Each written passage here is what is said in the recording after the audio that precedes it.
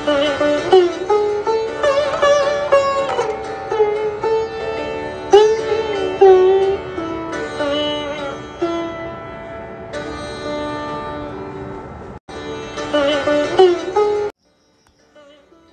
পূর্ণ জীবনালেখ্য। প্রব্রাজিকা অমল প্রাণা।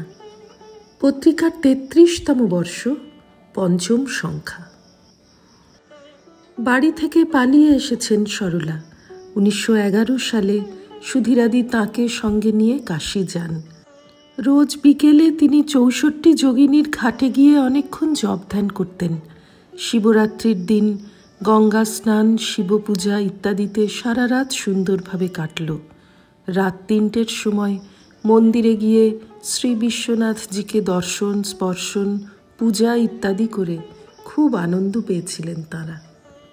তারপরে কয়েক মাসের বৃন্দাবন বাস। রান্নাবান্নার কোনো পাটই ছিল না। দুপুরে গোবিন্দজির প্রসাদাস্ত, তাই খেয়ে সারাদিন জপ ধ্যান। এরপর কলকাতায় ফিরে এসে আবার কয়েকটি পরিবারে কিছুদিনের জন্য গুপ্ত হয়ে থাকা। এই সময় একদিন উদ্বোধনে গেলে শ্রী শ্রীমা সরলাকে তাঁর কাছে থাকার জন্য বললেন। সত্যিই সরলার সৌভাগ্য হলো মায়ের কাছে থাকার, কিন্তু সেটা তখন বেশি দিন নয়। কারণ ইতিমধ্যে সরলাকে কোনো অর্থকরী বিদ্যা শিখিয়ে স্বনির্ভর করে তুলতে চেয়েছিলেন সুধীরাদি। তাই লেডি ডাফরিন হসপিটালে তাঁকে নার্সিং শেখাবার ব্যবস্থা করলেন। শ্রী শ্রী মায়ের সঙ্গিনী গোলাপমা এতে অসন্তুষ্ট হয়ে বলেছিলেন, সুধীরার একই কাণ্ড, ব্রাহ্মণের মেয়েকে হাসপাতালে কাজ করতে দিয়েছে, ওর হাতে কে খাবে?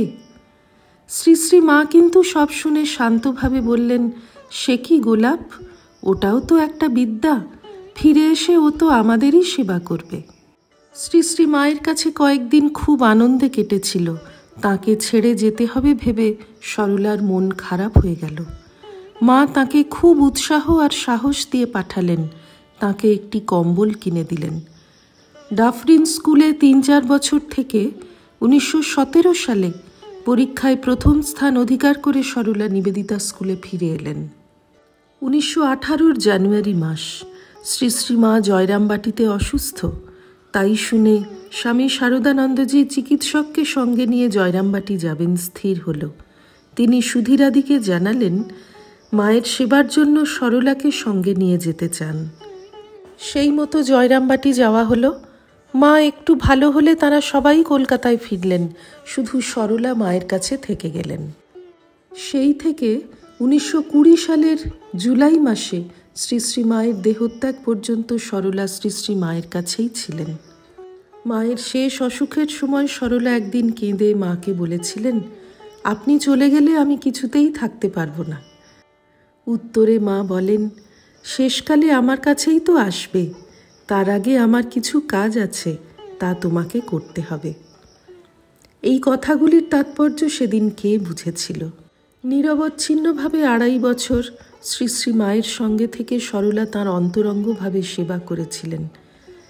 তাঁর সেবা ভাব দেখে একজন স্মৃতিচারণ করেছেন, সরলাদির সেবা দেখবার মতো ছিল, অনলস, কোনো ত্রুটি নেই, যেন সাধনা।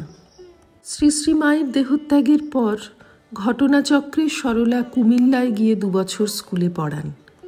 ১৯২৩ সালে জয়রামবাটিতে মায়ের মন্দির প্রতিষ্ঠার সময় শরৎ মহারাজ সরলাকে চিঠি দিয়ে নিয়ে এসেছিলেন। তারপর তিনি মহারাজের সঙ্গে জয়রামবাটি যান।